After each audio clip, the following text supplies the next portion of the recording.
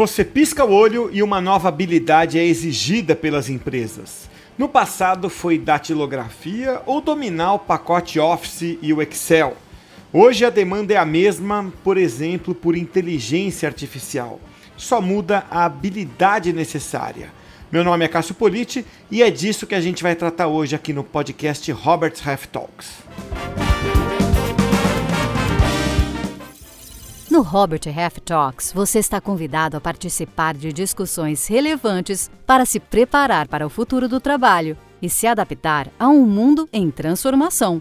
Um podcast da Robert Half, a maior especialista de soluções em talentos. Para a conversa de hoje, eu tenho a satisfação de receber duas convidadas aqui da Robert Half, que demoraram para estrear, já deviam ter estreado antes aqui no podcast, mas por isso mesmo eu tenho a honra de receber essas duas experts aqui da Robert Half no podcast de hoje. Vamos por ordem alfabética aqui, começar cumprimentando a Juliana Baumann, que é nossa Business Manager de IT Projects aqui da Robert Half. Juliana, muito bom ter você aqui, seja bem-vinda ao Robert Half Talks. Muito obrigada, Cássio. Para mim é um prazer estar participando aqui e compartilhar esse espaço aí junto com a Nina para a gente trazer algumas informações do mercado. Obrigada, viu, pelo convite. Imagina, a gente que agradece, fica honrado com você. E a Nina, que você mencionou, é a Marina Lima, nossa consultora líder de área de Management Resources, também aqui da Robert Half. Marina, ou Nina, já que é mais gostoso chamar de Nina, seja muito bem-vinda aqui ao podcast. Obrigado por participar com a gente. Obrigada, Cássio. O prazer é todo meu. Podem me chamar de Nina, eu até prefiro. Marina é só quando o momento tá realmente... Alguém tá bravo comigo, aí que chamam realmente Marina. Aquela coisa da mãe, né? Quando chama pelo nome, ferrou, né? Marina! Ih, já fiz alguma coisa errada. Então tá bom, vamos lá então, porque o tema é super relevante que a gente vai abordar aqui hoje e super atual, né? Eu acho que uma comparação legal é que no passado as pessoas tinham que ter o curso de datilografia. Eu acho que eu estou ficando velho de falar isso, né?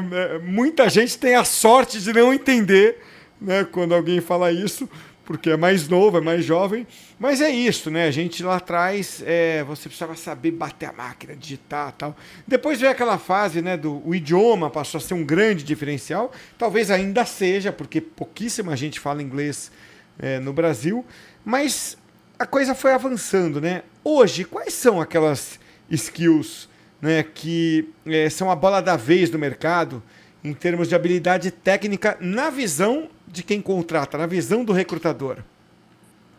Legal. Eu acho até bacana comentar, Cássio, esses dois pontos que você trouxe em relação ao Excel e ao inglês, né, o pacote Office, que a gente tanto falava nos nossos currículos, hoje ainda é um ponto que chama atenção quando a gente fala do Excel, sem dúvida, ainda é um material bastante utilizado. Mas a questão do inglês, antigamente era um diferencial e hoje, querendo ou não, é basicamente obrigatório. Cada vez mais a gente vê as empresas contratando a nível global a interface de times de outros países, de outras nacionalidades. E quando a gente fala de um país com aproximadamente 215 milhões de pessoas e a gente tem 5% da população com o inglês como segundo idioma, e quando a gente fala de um inglês fluente, esse número cai para menos do que 3%, então ainda é um ponto muito importante essa questão do inglês. Então, sem dúvida, um dos pontos que eu daria de dica para os profissionais é se dediquem à questão desse segundo idioma. Eu concordo bastante com a Ju em relação a isso, porque realmente primeira coisa, né? A gente está no mundo global, cada vez está mais global.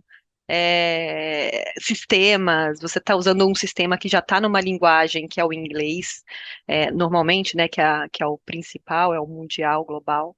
E a questão, cada vez mais você está tendo interações com times internacionais. Então, por mais que seja até uma empresa que seja a sede brasileira, muitas vezes ela pode estar usando uma consultoria no exterior, ou a rede de suporte deles é em outro país, e que normalmente esse contato é em inglês. Então, hoje, essa questão do inglês está ficando algo que é banal, é o dia a dia. A pessoa, por exemplo, é um nível, desde um estagiário ao nível de presidente, é muito difícil a gente pegar uma vaga que não precise mais do inglês hoje. Pelo menos a leitura e a escrita é fundamental. A conversação é algo que realmente vai dar o plus hoje ainda para o profissional, tá?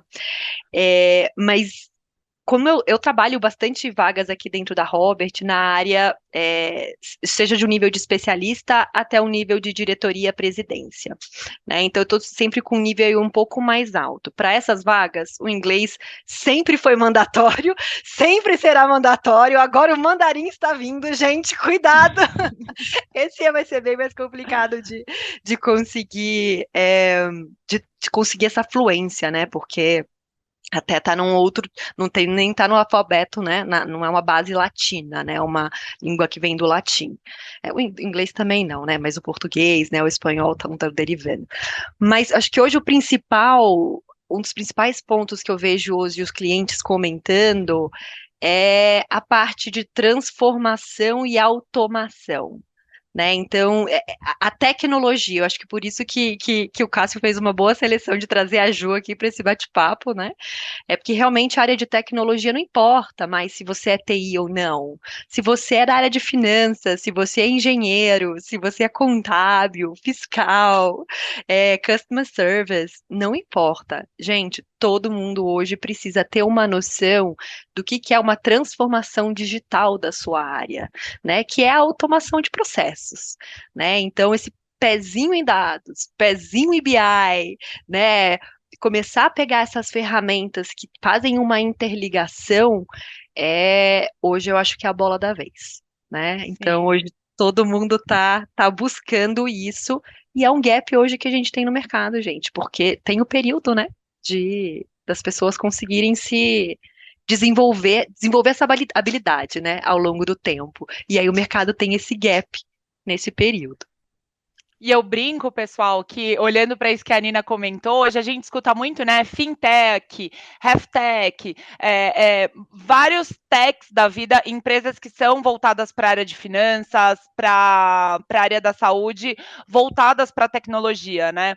Então, realmente, a automação de processos, a inteligência artificial também é algo que está vindo muito forte no mercado, e os profissionais que dominarem esses conhecimentos cada vez mais vão se sobressair no mercado.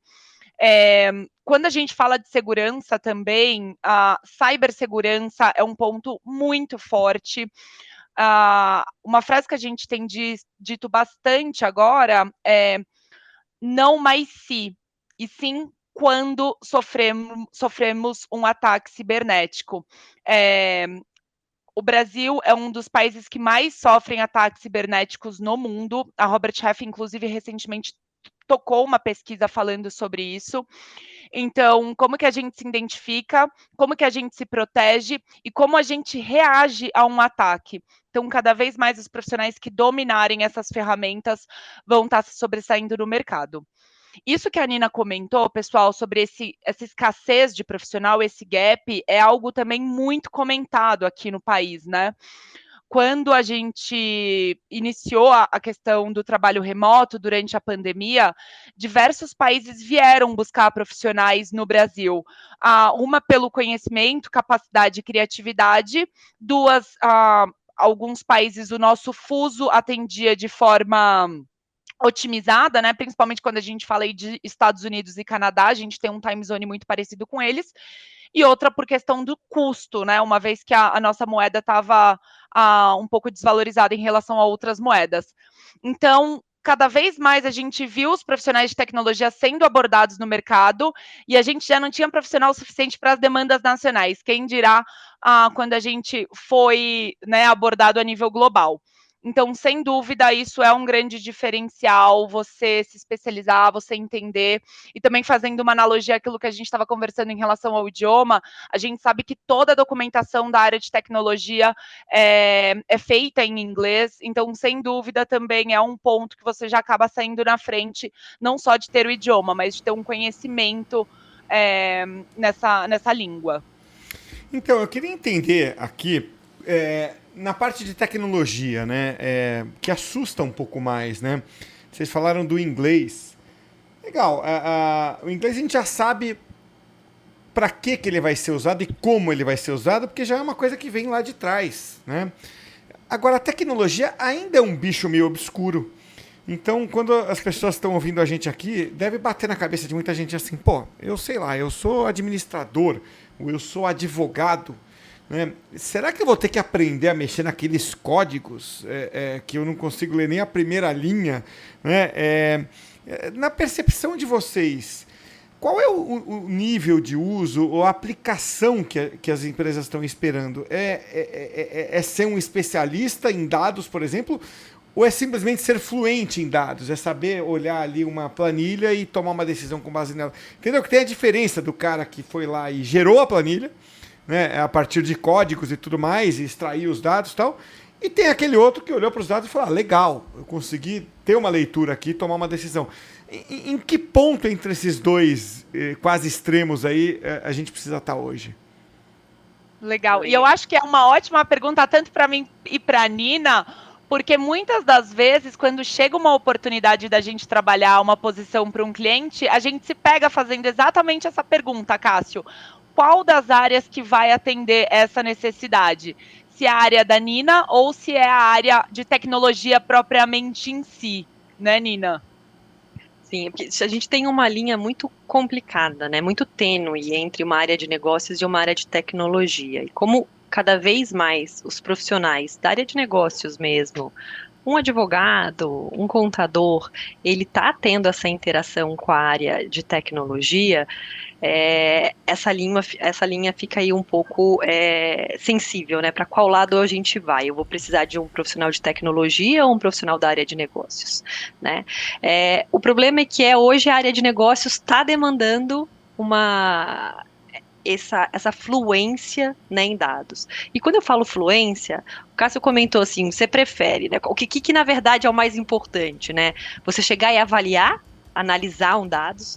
Esse sempre foi e sempre vai ser ponto mais importante que as empresas estão buscando. Porque a análise de dados, muitas vezes, uma inteligência artificial não vai conseguir fazer da forma correta, ela vai fazer de uma forma mais superficial. Extrair ela até vai, né, Nina? Preparar o relatório, o robô talvez esteja fazendo para você daqui a pouco. Mas continua, diz que eu não queria te interromper. Imagina. Daqui a pouco você vai conseguir, por exemplo, uma pessoa que não consegue, que não sabe, por exemplo, um SQL ou um Python para conseguir entrar e gerar um relatório. Daqui a pouco as pessoas vão conseguir entrar numa inteligência artificial e falar, quero uma query Nina, XPTO. ChatGPT já faz. ChatGPT, fácil. Sim. Conseguir buscar, colocar aquilo e já puxar o relatório. No momento que você puxa o relatório, o principal ponto e as dores das empresas está realmente na análise final. O problema é que até hoje, esse processo de conseguir extrair as informações e que produzir é o maior tempo, né, que os profissionais hoje gastam fazendo, que é conseguir extrair esse relatório, juntar as informações, cruzar informações. E aí, para depois disso, ele conseguir fazer análise. Então, a análise ainda continua o mais importante para as empresas. Então, esse que é a cereja do bolo para qualquer empresa que estiver buscando um profissional que também tem essa pegada na área de tecnologia. Mas, cada vez mais, gente, você vai conversar nas empresas que as áreas estão se transformando e elas estão virando tax transformation, accounting transformation, a gente tem legal operations, que está surgindo hoje no mercado, está bem mais latente agora de uns 3 anos para trás, que é realmente trazer toda essa parte de transformação digital na área de legal dentro das companhias, né? Então, a questão Os profissionais precisam entender hoje linguagens, precisam entender, saber o que é um banco de dados, saber essa junção desses dados, precisa conhecer algum tipo de um SQL básico, um Python básico para conseguir fazer essas transformações. Mas o ponto, gente, ainda o principal, não fiquem muito focados, preciso saber Python de ponta a ponta, de A a Z. Não, não é isso. Vocês não precisam, porque logo mais vai ter o ChatGPT que já faz SQL, vai fazer em Python, vai fazer em outras linguagens, que você vai conseguir utilizar essas ferramentas. Mas a questão de você associar dados, a questão de você fazer a interligação das informações, interpretar, né, Nina? Sempre foi e sempre será a cereja do bolo, que todo mundo está buscando. Mas até a gente conseguir chegar nisso, esses dados precisam ser preparados de alguma forma. E esse ainda está sendo o gap do nosso mercado. Não sei se eu respondi, Cássio. Respondeu sim. E eu acho... Fala, Juliana. Legal. Não, e fazendo um complemento isso que a Nina falou, eu acho que durante a pandemia a gente teve uma aceleração, né, de alguns processos de algumas empresas.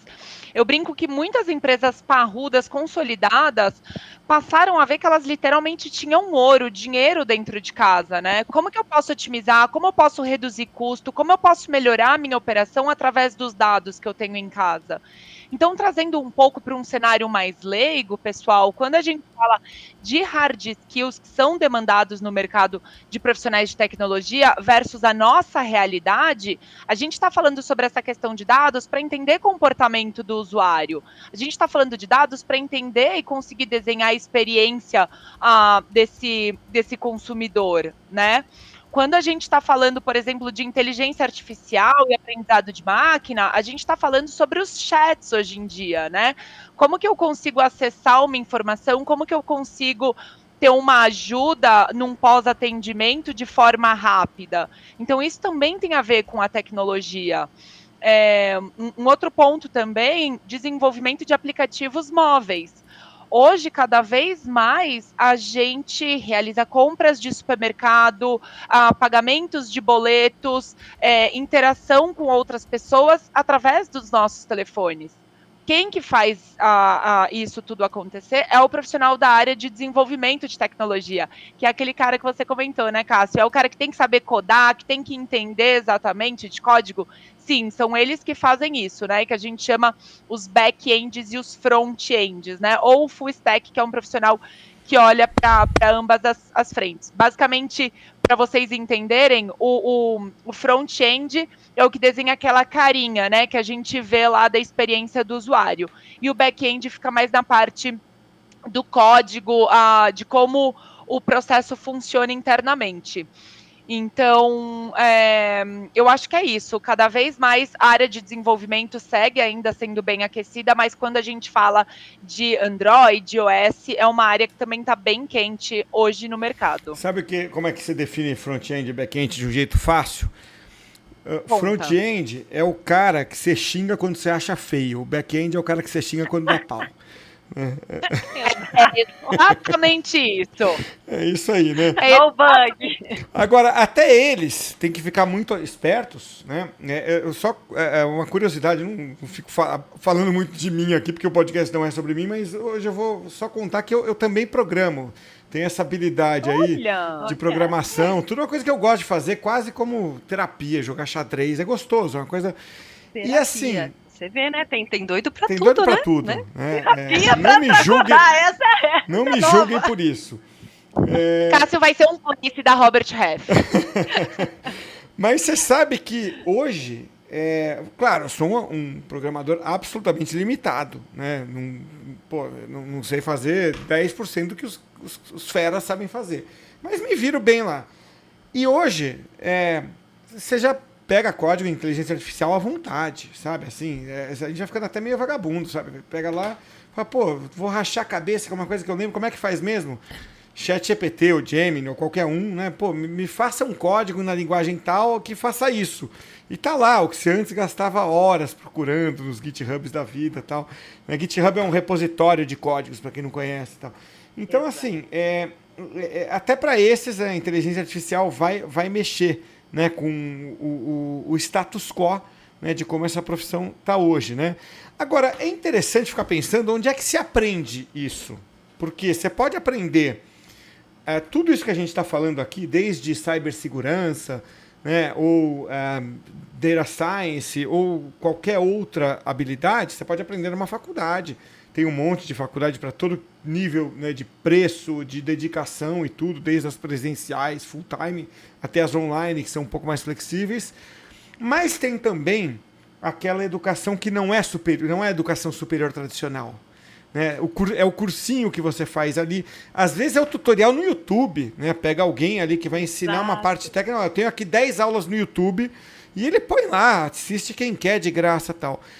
A gente sabe que, né, o autodidata é um perfil, né, pode funcionar para uns, pode não funcionar para os outros, mas na visão de quem contrata, na visão de vocês que estão casando, né, pessoas com vagas, qual é o peso hoje ainda da universidade, né, do curso superior? É o mesmo peso de, sei lá, 15 anos atrás? Já mudou? Como é que tá? Eu acho que nesse caso, as duas áreas aqui têm bem diferença, né? Porque eu trabalho mais com a área de business. A Ju trabalha na área de tecnologia. Então, da área de tecnologia, a Ju vai falar. Vou dizer um pouquinho da área de business e eu acho que é até legal contar uma história, tá? E minha. Eu, antes de entrar na área de recursos humanos, de ser headhunter aqui na Robert, eu era consultora financeira, né? E eu trabalhava numa empresa, e essa empresa só fazia na parte realmente de consultoria financeira mesmo, apresentação de resultados, entendimentos nessa parte de melhoria de processos. E a minha empresa acabou tendo uma mudança estratégica e eles acabaram sendo uma empresa de implantação de BI, que é uma ferramenta específica que eles acabaram pegando, que foi o Tableau. Né? E como na época eu era a consultora mais sênior na época, e um belo dia eu cheguei no trabalho e meu chefe falou: parabéns, você será promovida para a nossa consultora de BI. E eu falei, mas o que é consultora de BI? O que é BI? Ele falou do Tableau e falou das mudanças. Eu falei, gente, eu nem sei o que é um banco de dados. O máximo que eu uso é aqui o meu Excel, um Axezinho ali. Mesmo assim, o meu Axezinho já não é tanto, não é essas coisas. E tive que levar Desafio. esse desafio para frente. E tive que aprender, não exatamente programar, né, mas o Tableau tem uma linguagem, né, por trás que você tem que fazer, você tem que entender um pouquinho o que é o dados, as tabelas, a junção desses dados, os cálculos matemáticos que você faz lá dentro, muitas vezes 2 mais 2 não é 4 lá dentro por causa dessa junção de tabelas. Então, eu tive que aprender. E exatamente o que o Cássio falou, eu aprendi isso na raça, gente, no YouTube. Parei no YouTube, fiquei 3 meses estudando e me debulhando nisso. E eu falo para qualquer pessoa, na área de negócios, se você é uma pessoa que tem essa habilidade de conseguir parar, sentar e estudar sozinho, porque isso não quer dizer que funciona para todo mundo. Tem perfis e perfis, tá? Tem gente que gosta de ter um professor na frente que consiga tirar as dúvidas e não tem nada de errado nisso. E tem um monte de curso legal.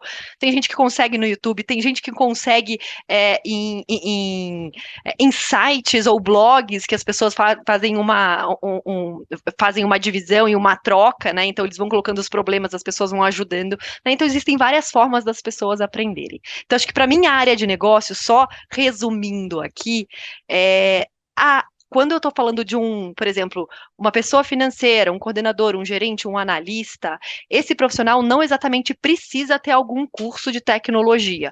Se ele, por exemplo, poxa, eu tenho um especialista financeiro de FP&A que consegue, que tem a habilidade de um Power BI, de um Tableau, ele sabe um SQL. Não necessariamente essa pessoa precisa ter um curso ou ter uma formação nisso. Ele pode ter aprendido por conta própria ou por um curso em específico, tanto faz, desde que ele tenha prática nisso, para a minha necessidade, para as empresas está sendo suficiente. Tá? Então, para a área de negócios, ainda esse curso da área de tecnologia não é mandatório, desde que você saiba fazer, ou da forma que você tenha aprendido. Então, Nina, mas aí esse é um conhecimento complementar, é quase que um diferencial. E a primeira formação dele, né? Pegando o teu exemplo, e se o cara chega lá e fala, olha, eu não me formei aqui, eu quero trabalhar na área, né, de financeira da empresa, mas eu não me formei. Mas olha, acredita em mim, eu fiz bons cursos online, eu sou curioso, eu li livros, eu vi vídeos no YouTube. Eu acredito que essa pessoa tenha realmente conhecimento. Mas será que a gente se sente seguro de falar, pô, ele não passou por uma formação como uma faculdade? Ainda tem essa... Nesse caso específico, a primeira formação de finanças, ainda vão exigir o curso superior? Isso sim. Muitas vezes é obrigatório, tá? Existem empresas que ainda que abrem mão disso e falam que não é obrigatório, desde que a pessoa tenha tido a experiência, né, profissional, mas ainda eu digo que 90% o curso ainda é obrigatório. Tá? Não importa qual curso que você tenha feito, às vezes, por exemplo, a pessoa pode ter se formada em história e entrou a vida desde o início na área de finanças, comecei um estágio na área de finanças e foi para a área de finanças e desenvolveu. Não tem problema. Muitas vezes a empresa não vai me focar, olha, eu preciso do curso XPTO para essa vaga, mas a pessoa precisa ter um curso superior. Tá?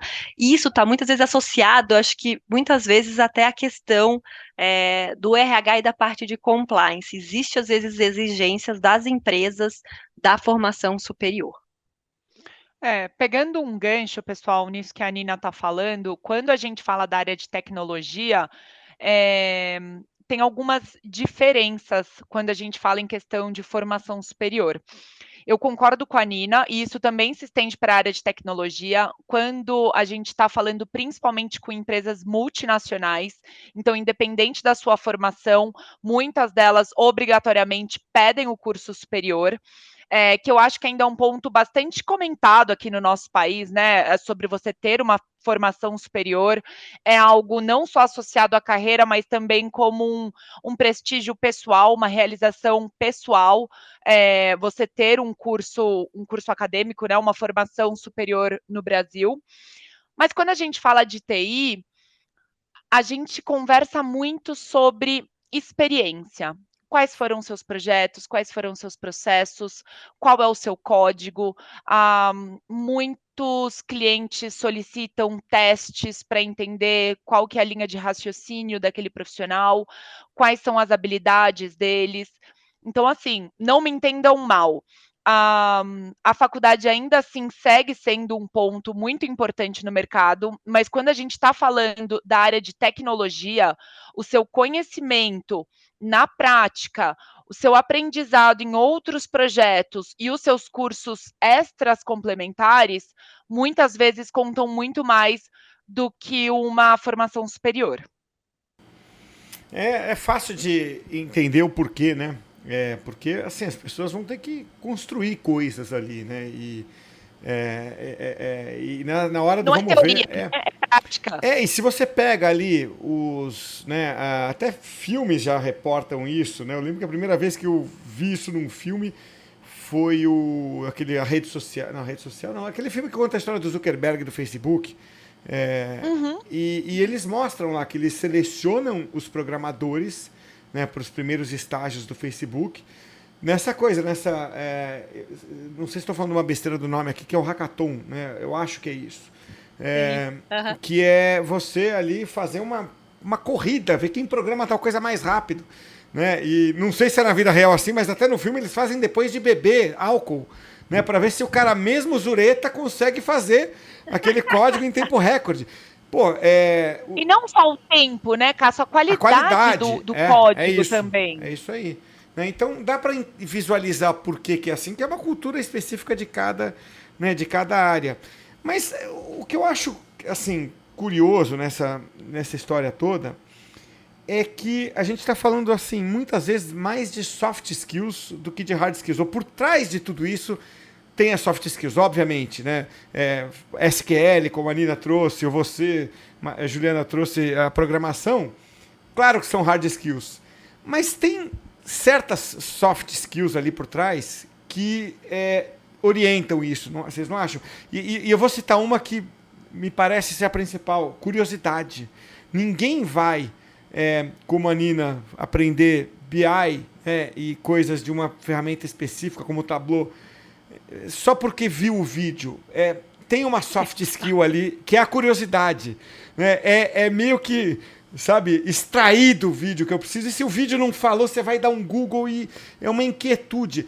Essa soft skill, na prateleira de qualidades ali, de soft skills mais valiosas, ela alcança um nível mais alto ou isso é só uma filosofia da gente falando aqui, batendo papo? Ô, Cássio, sem dúvida, isso é um ponto que a gente conversa bastante aqui na seleção de profissionais. Obviamente que o que norteia a busca de um profissional para uma necessidade, para uma oportunidade, para um projeto, é o hard skills, né? É por onde a gente vai iniciar a busca desse profissional. E os soft skills a gente vai entendendo durante o processo de entrevistas, enfim. Mas cada vez mais as empresas vêm entendendo que o que vai reter esse profissional a médio e longo prazo são os soft skills e o fit cultural das empresas. E quando a gente fala de soft skill, tem muito a ver com o seu perfil versus o seu ambiente de trabalho. Eu brinco que não existe certo ou errado, né? Existe você dar o match perfeito entre o profissional e aquela empresa com aquele determinado perfil. Então, se você tem uma necessidade de precisar de um profissional que tenha um jogo de cintura maior, uma curiosidade para aprender uma ferramenta nova ou ter interação entre as áreas, é um perfil. Se você precisa mais daquele profissional que a gente brinca, né, que são os lobos solitários, que requer uma atenção maior, é um profissional que vai trabalhar de forma mais individual, é um outro perfil, né, um outro soft skill que você vai buscar. Eu acho que isso é algo presente independente da área, tá? Se é finanças, se é tecnologia, se é marketing, os soft skills cada vez mais é algo que a gente vem falando. Tem até uma frase, né, que a gente brinca que você é contratado pelo hard skills e você é demitido pelo soft skills, porque cada vez mais as empresas olham muito para esse ponto. E é uma coisa que fica latente. Depois que a pessoa está lá dentro, que a gente vai entendendo se realmente tem aquele fit. Mas na minha área, eu acho que a curiosidade, né, essa habilidade da pessoa ir atrás, para mim é um dos top 3 aí que as empresas estão buscando. Né, essa habilidade da pessoa ir atrás da informação, né, ter essa curiosidade. Um outro ponto que eu acho muito importante, que muitas vezes caiu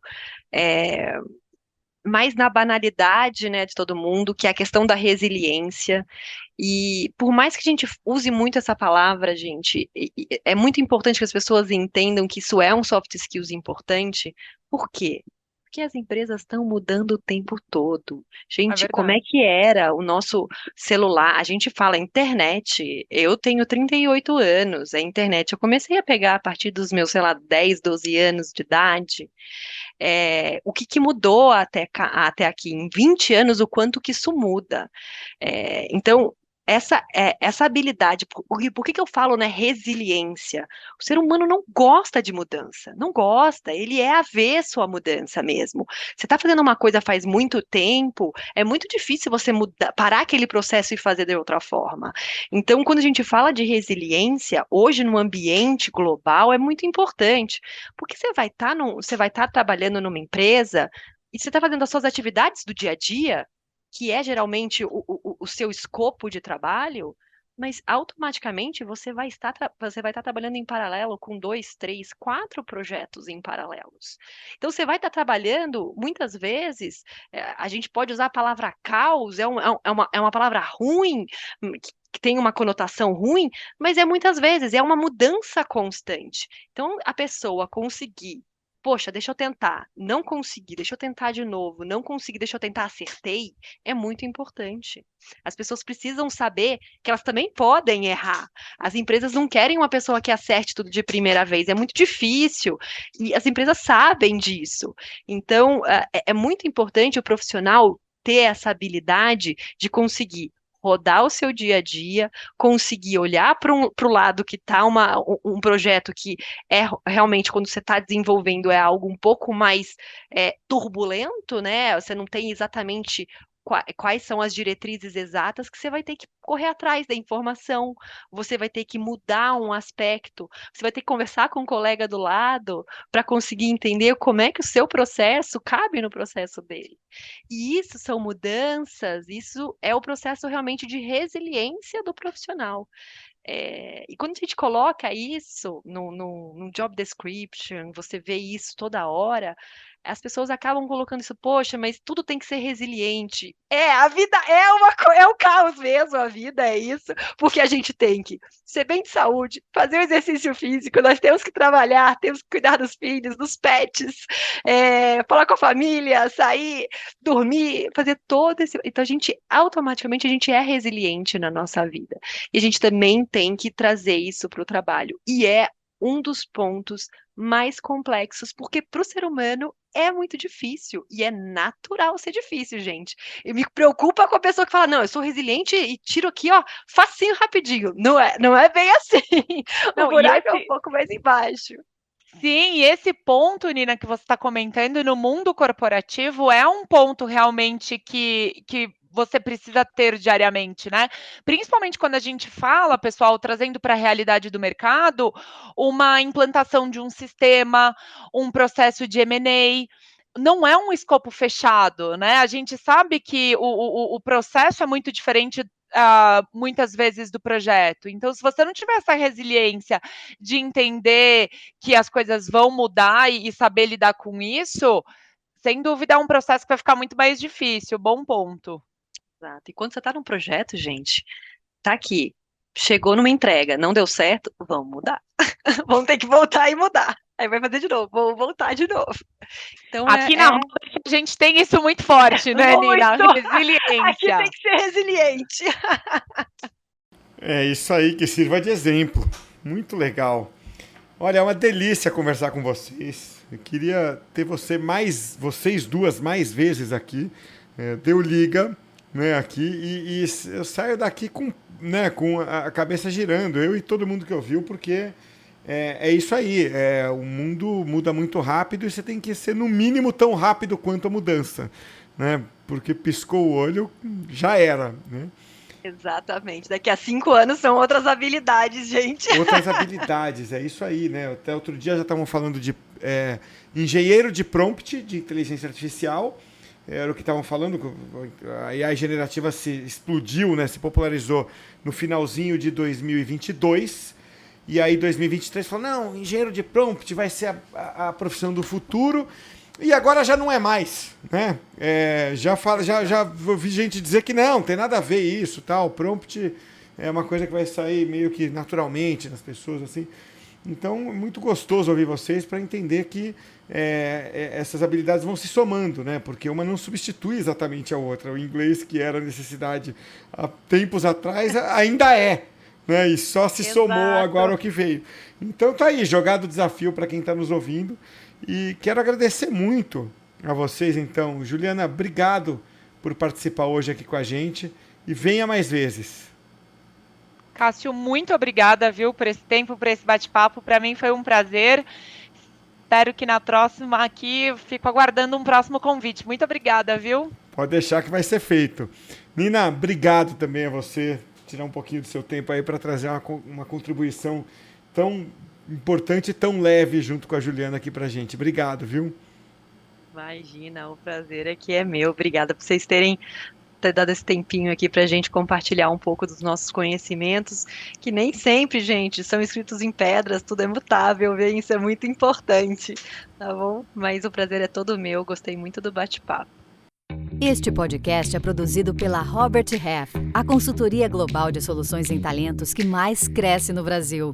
Venha fazer parte dessa história, trabalhar com pessoas e ser o agente da evolução e transformação da vida de profissionais pode ser uma atividade muito gratificante, além de uma excelente oportunidade de carreira. Acesse a seção Trabalhe Conosco do nosso website, o roberthalf.com.br, e veja as vagas disponíveis. Junte-se a nós!